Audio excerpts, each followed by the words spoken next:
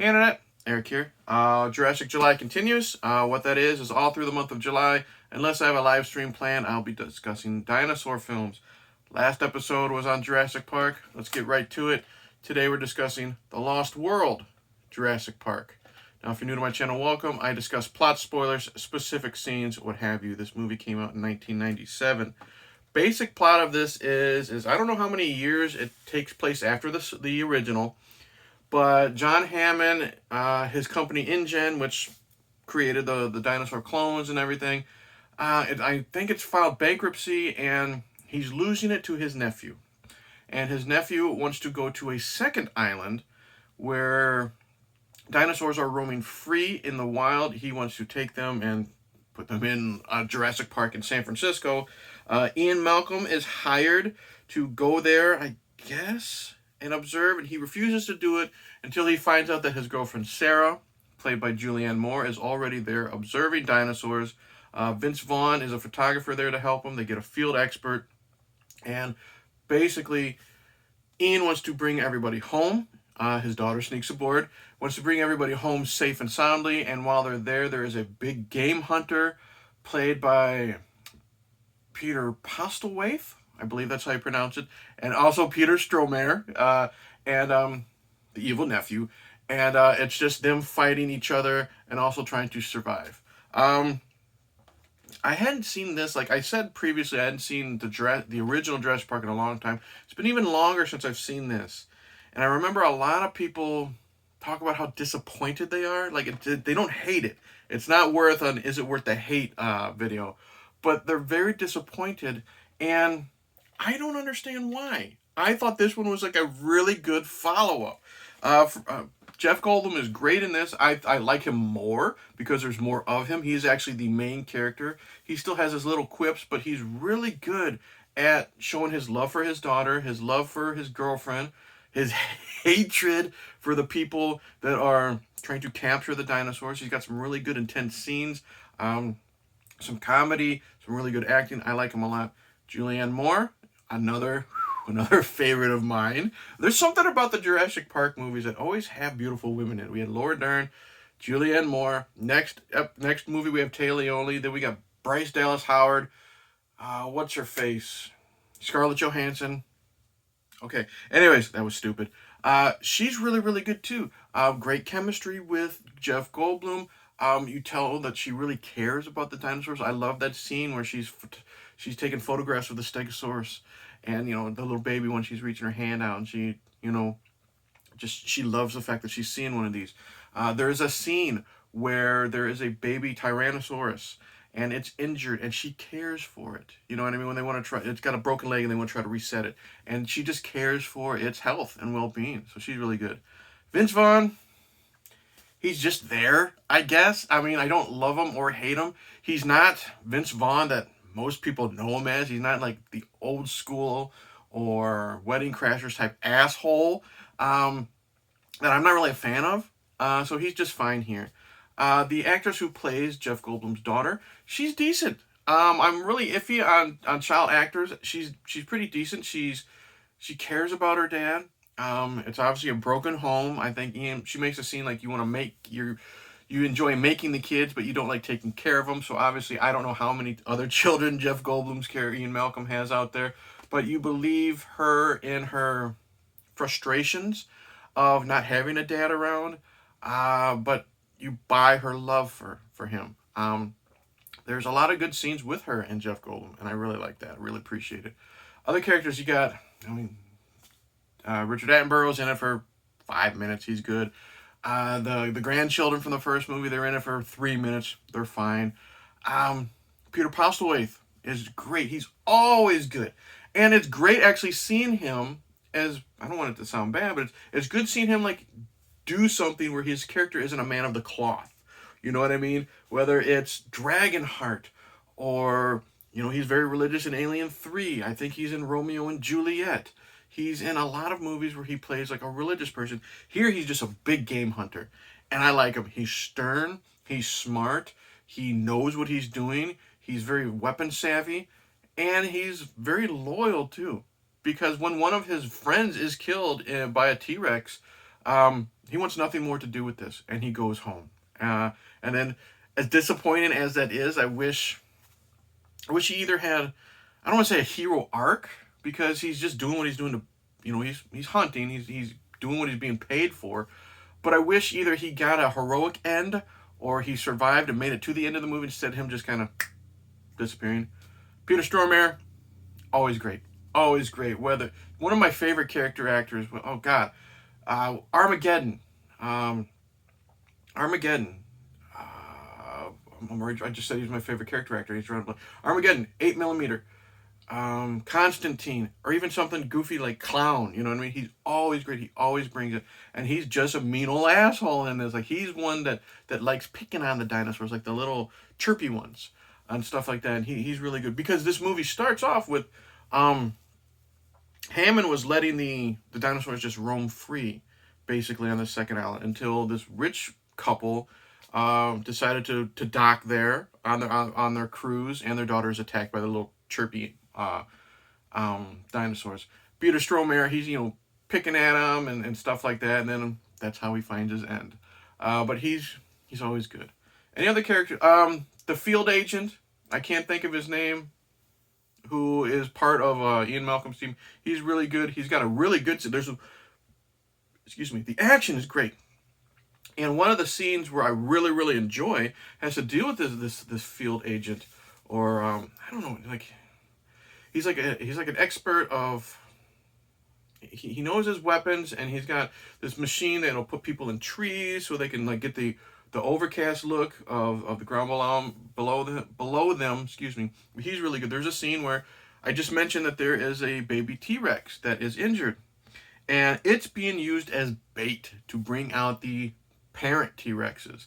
And Julianne Moore and Sarah, Vince Vaughn, and Ian Malcolm, they rescue it. They want to reset the leg, and of course that brings out Mom and Dad.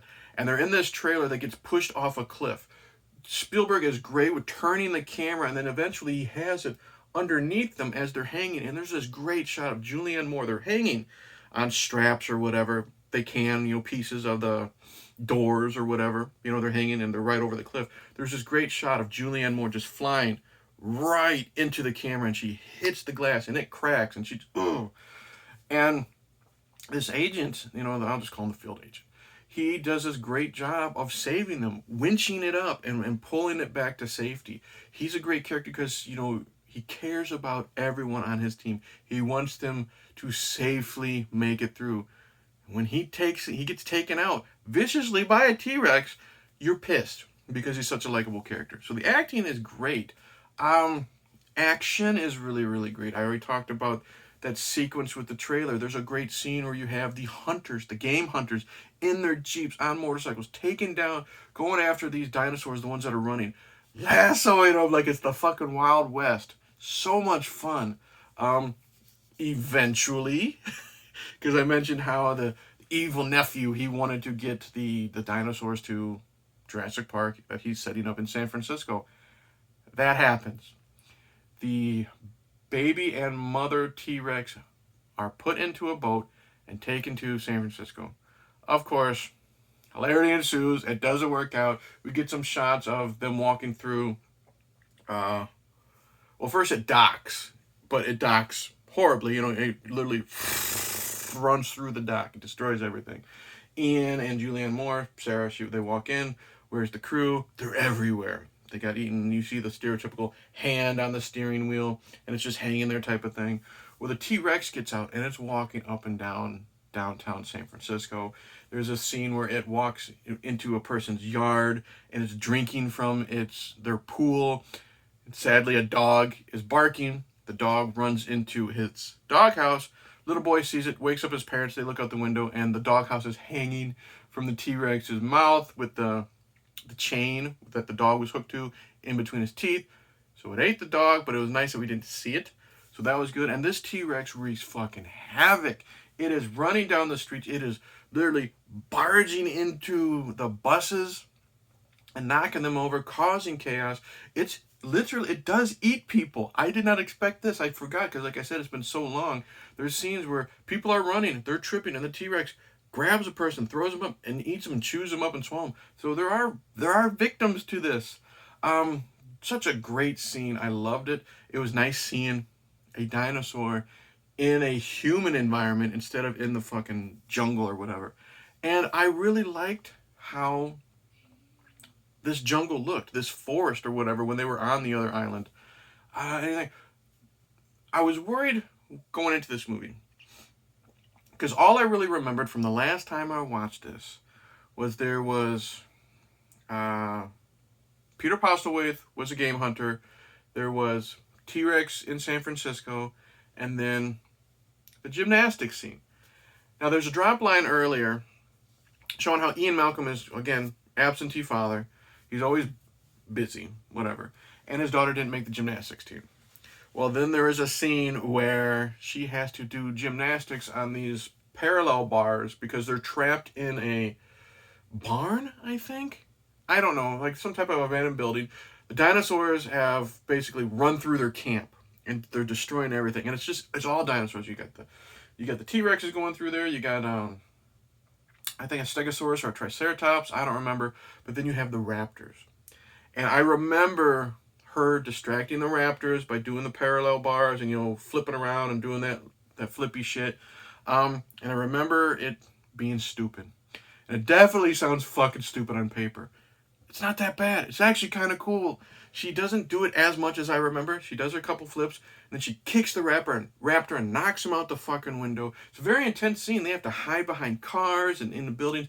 You have raptors getting kicked out of windows, Jeff Goldblum being kicked out of windows, Julianne Moore being knocked out of windows. It's a really good, intense action sequence. So, if you only have heard gymnastics versus raptors, it's not as bad as it sounds. It actually really works, in my opinion.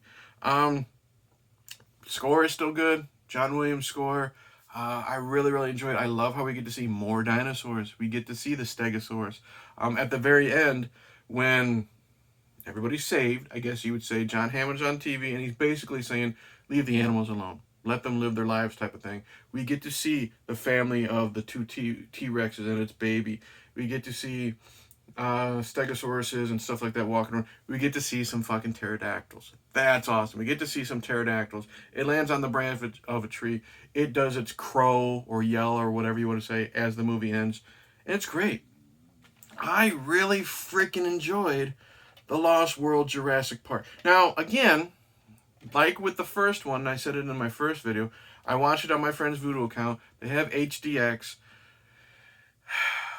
This is why I don't want to upgrade to higher quality, because it makes the parts of the CGI more visible. Like when the T-Rex is going down the streets of San Francisco, you see the green screen, stuff like that.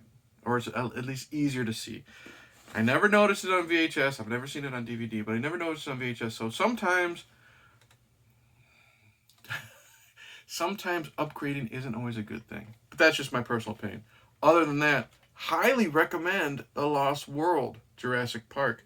Great characters, great action. We get more dinosaurs. It's more violent, in my opinion. Again, that little girl is attacked by the chirpy ones.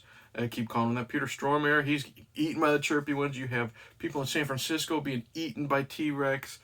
You have one guy getting stomped on a T-Rex by a T-Rex, and as the T-Rex walking, he's stuck to the bottom of the foot by until a third stomp. I really enjoy this one. Peter Stormare, he's always good. Peter Postlethwaite, he's always good. Great characters, and you got a good slimy villain who gets it in the end, and I really like that as well. So highly, highly recommend Lost World Jurassic Park. So that's it. Thank you for watching. Like and subscribe. Comment below. Tell me what you think. Marty, I know you're a big fan of The Lost World. Tell me what you think below. Do you love it, hate it, all that jazz? Coming up next for Jurassic July, I am doing Jurassic Park 3. And then I think I'm going to move away from the franchise and then get into some more of the requests. This coming Saturday, so a week from today, Frenzy, myself, and Derek from the Yesterday's podcast, we're getting together for John Hughes Appreciation Night. We will be live. We hope you join us in the chat to help us discuss positive and negative about the man known as John Hughes, the movies he's written and directed. It'll be a lot of fun. A lot of more Jurassic July sprinkled out. through here, and the link hasn't been created yet because the date has not been decided.